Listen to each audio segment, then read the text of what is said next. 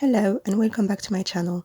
In today's video, I'm going to talk you through the British citizenship application process. I'm going to tell you about the easiest, the fastest and the cheapest way to apply. I will tell you how to book a free biometrics appointment and how to avoid unnecessary expenses. At the end of the video, I will give you a timeline of my own application and tell you exactly how much it cost me. But before you start your application, there is a certain number of requirements you need to meet. Firstly, you need to be 18 years old or over. You must have indefinite leave to remain or settled status. You must be of good character, meaning that you have no criminal convictions and you are not a troublemaker. You must have lived in the UK for the last 3 years if you are married to a British citizen, or 5 years if you are not married to a British citizen. You need to take the English language test known as B1. Please note that the B1 does have an expiry date, so if your test is older than 2 years, please do check with the Home Office if it's still valid. However, you do not need to take this test if you obtained a university degree here in the UK. Other people are also exempt from taking this test. Please do check on the Home Office website for the full list. You also need to pass the Life in the UK test. I recently published a video giving you tips on how to pass your test the first time. Please feel free to go back and watch it. A lot of people ask me if you needed a solicitor to apply. The answer is no. The application process is very straightforward and you can apply in 2 ways. Please bear in mind that if you decide to apply by post, you will have to send in all your documents. Therefore, the easiest way to apply is online because all your documents can be uploaded online.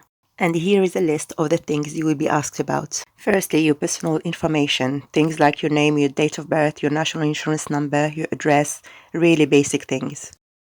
In the good character requirements section, you will be asked about any criminal convictions, any debts, or if you are linked to any terrorist organization. You will also be asked about the English language test and the Life in the UK test. They will ask you about your parents, their names, their date of birth, and their nationality. And the same thing for your partner. And if you are married, they will ask you to provide a copy of your marriage certificate. They will ask you about your job history for the past 3 or 5 years, depending on your situation.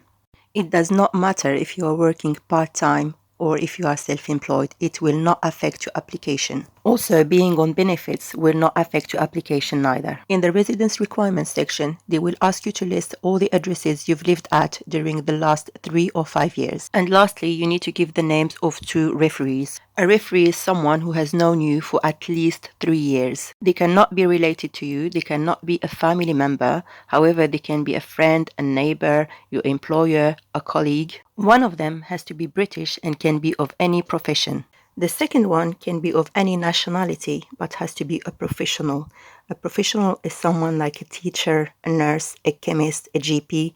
There's a full list of professionals on the Home Office website. Please do refer to it. The last step of the application is the payment, and the fee currently is £1,330. There is a fee waiver, but it's only for asylum seekers and refugees. Once you have made your payment, you will receive an email from the Home Office telling you that they are assessing whether you can use the app to submit your documents or whether you will be sent a link to make a face-to-face appointment. You will not be able to upload any documents or to book your biometrics appointment until you receive that link. It usually takes about 5 to 6 days. If you are lucky enough, you will receive a link to download the application in order to upload all your documents online. Otherwise, they will send you a link to make a face-to-face appointment. Once you log in, you might find that there are no free appointments available.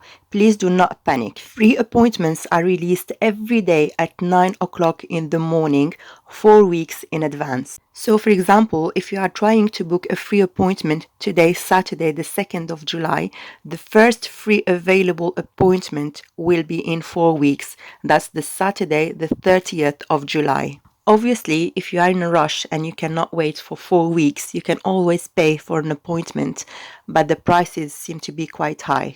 Also, when booking your appointment, you will be asked if you want to pay an extra £59 to get your documents scanned at the appointment or £49 to get your documents checked. Please do not pay for these 2 services. Firstly, because you can easily scan your documents yourself. All you need to do is take a picture on your mobile phone and upload it in the right section. Secondly, they will check your documents for you anyway, whether you pay or not. during your appointment. But please make sure you take all your documents with you to the appointment. Just in case a document was not scanned properly, they will rescan it for you. During your appointment, they will take your fingerprints, check all your documents, and take your picture. And then we'll start the long wait for the decision. You will usually receive the confirmation by email. So here's a timeline of my application. I submitted my application on the 21st of February, did my biometrics on the 21st of March.